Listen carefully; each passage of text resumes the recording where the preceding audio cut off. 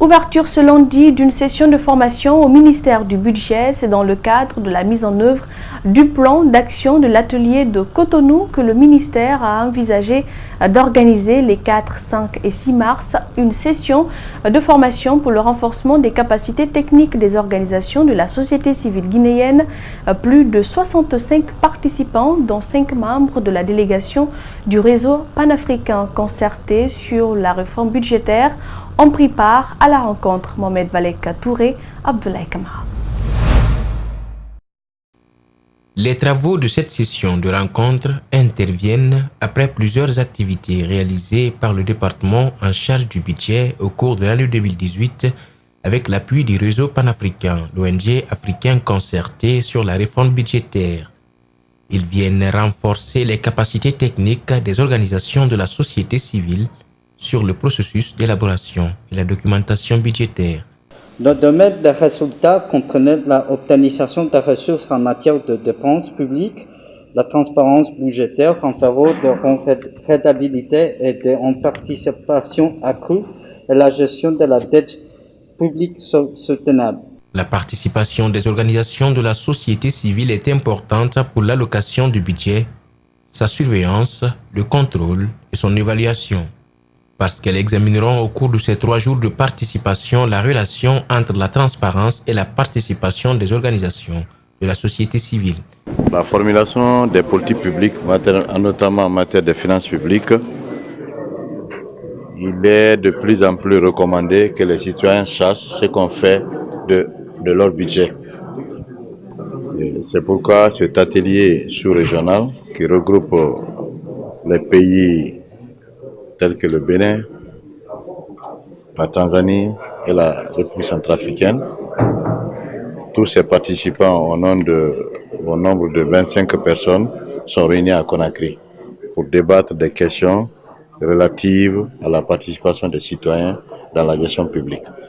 Plus de 20 membres de la société civile et partenaires africains ont ensemble discuté des questions relatives au budget avec des thèmes comme la transparence et la participation des sociétés civiles dans des travaux et l'articulation des étapes de préparation dans le suivi de l'exécution de la loi des finances. L'UPG, Union pour le progrès de la Guinée, a un nouveau président. Il s'agit de Jacques Bonini, ancien commissaire de la CENI. Il a été porté à la tête du parti à l'issue d'un congrès extraordinaire organisé ce week-end à Conakry. Le camp de maître Alfred Matos parle de violation des textes du parti et ne reconnaît pas Jacques Bonimi comme nouveau président de l'UPG. Explication Mamadou Ouïdialo, Mohamed Aluseni Kamara. L'UPG, le parti de feu Jean-Marie Doré, est-il au bord de l'implosion? Tout porte à le croire, car désormais, 2 personnalités réclament la paternité de la présidence du parti. D'un côté, Alfred Matos, élu à la tête du parti après la mort de Jean-Marie Doré, et de l'autre, Jacques Bonimi, élu ce week-end à l'issue d'un congrès extraordinaire auquel le président Alfred Matos n'a pas pris part. Il est reproché à ce dernier de violation des textes du parti. Ce qui est reproché au président, c'est le fait d'être élu sur la liste de l'UFR dans la commune de Ratoma comme conseiller communal de l'UFR. Un président d'un parti ne peut pas être conseiller communal d'un autre parti. Le parti ne marchait pas. Sur l'ensemble des conseillers élus qui sont à plus de 3000 et quelques, l'UPG n'a que 18. Cette note circulaire en date du 19 février 2019 est signée par le président Matos, convoque un congrès national qui devrait se tenir du 2 au 3 mars. Objectif, renouveler le parti et ses structures parallèles. Mais coup de théâtre, le président Matos repousse à la dernière minute le congrès. Un report qui passe mal au sein du bureau politique national qui décide de tenir le congrès pour restructurer le parti. Joint au téléphone depuis Paris, Alfred Matos recuse le nouveau bureau élu et se réclame le président légitime de l'UPG. Je dis que sur la base légale, avec tout le respect que je lui dois, ce congrès n'a pas sa base légale, encore moins la légitimité. Mais bien sûr, je suis élu pour un mandat de 4 ans. Depuis 2016, mon mandat est en cours. Jusqu'à preuve du contraire, je suis encore le président de l'UPG. Désormais, le bras de fer est engagé entre les deux camps qui se disputent la présidence du parti. Et ce bicéphalisme, s'il persiste, pourrait définitivement l'affaiblir. Lancement et vulgarisation du plan national de développement économique et social PNDES 2016-2020 du 4 au 26 mars. 2 équipes se donnent pour mission de sillonner toute la Guinée pour expliquer aux populations le bien fondé du programme. Selon dit donc la ministre du Plan et du Développement économique a présidé l'ouverture des travaux. Mamadou Sadio Baldé et Aluba, compte rendu. La Guinée est un pays fragile sur le plan du développement. Le plan national de développement économique et social est choisi à juste titre pour assurer le bien-être des populations et un environnement propice. Le capital humain est au centre des préoccupations, d'où ce message. Tous les Guinéens sont concernés, qu'ils soient pauvres ou non pauvres, hommes ou femmes, jeunes ou vieux, urbains ou ruraux, travailleurs ou chômeurs, vivant ou non avec un handicap, ou qu'ils soient porteurs ou non de VIH. L'investissement dans tous les secteurs porteurs de croissance, c'est la méthode qui sera adoptée par le gouvernement. Les citoyens doivent adhérer pour que toutes les forces vives regardent dans la même direction.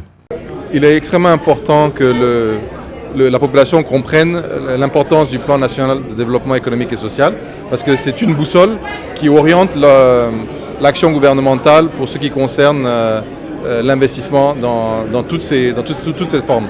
L'investissement public, l'investissement privé et les investissements en PPP.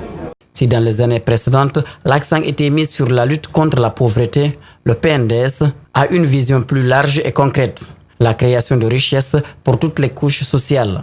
Prospérité pour dire que l'ambition du plan, à l'opposé des documents de stratégie de réduction de la pauvreté qui ont guidé l'action publique entre 2002 et 2015, est de promouvoir le bien-être par la création accrue de richesses et non par la simple réduction de la pauvreté. 675 projets élaborés conformément aux piliers stratégiques du PNDS et couvrent tous les secteurs du développement et toutes les régions de la Guinée. 2 équipes vont sillonner le pays profond pour expliquer le contenu et le bien fondé du programme. Une semaine après le début des opérations, les aides se multiplient en faveur des victimes de démolition à Kapororaï. Ce lundi 4 mars, nous sommes allés à la rencontre d'Eladj Bayloso qui a offert un domaine de 2 hectares aux personnes ayant perdu leurs habitations. Pour lui, face à cette situation d'extrême urgence, mieux vaut agir. Reportage Abdoulaye Sadio Diallo, Tcherno Sadouba. Les bonnes actions se poursuivent en faveur des victimes de démolition à Kapororaï. D'abord, des personnes ont disponibilisé 1, 2 voire plus de chambres pour abriter les délogés. Ensuite, des partis politiques comme l'UFDG ont déjà lancé une campagne de levée de fonds destinée à soutenir les concernés. Ce monsieur, lui, a frappé fort en octroyant 2 hectares aux victimes de Kapororaï. Ce domaine, dit-il, se trouve dans la préfecture de Koya. Ce qui m'a surtout motivé à donner ces 2 hectares, c'est pour qu'on puisse en finir avec ce problème de Kapororaï. Vous savez, ce problème a débuté peut-être depuis 1998. Je me dis peut-être qu'il n'y a pas eu une solution pacifique face à cela. Maintenant, pour faciliter la tâche à la fois au déguerpi et à l'État guinéen, c'est l'une des raisons qui m'a poussé à donner ces 2 hectares. Ni le donateur, encore moins sa famille, ne sont concernés par cette démolition. Ma famille n'a pas été victime. Moi aussi, je n'ai pas été victime dans le cas de Kapororaï. Personne d'entre nous n'a été touché. Mais c'est des Guinéens qui ont été touchés. Des Peuls, des Soussous, des Malinqués et des forestiers. Donc il faut compatir. Pour Eladj Bayloso, il ne s'agit pas d'être millionnaire ou politicien pour venir en aide. Il souhaite alors que chacun fasse de son mieux. Avec 1,2 milliard, chaque déguerpi de Kapororaï peut avoir une parcelle. Donc si on se donne les mains, on peut résoudre ce problème en 1 semaine et on tourne la page.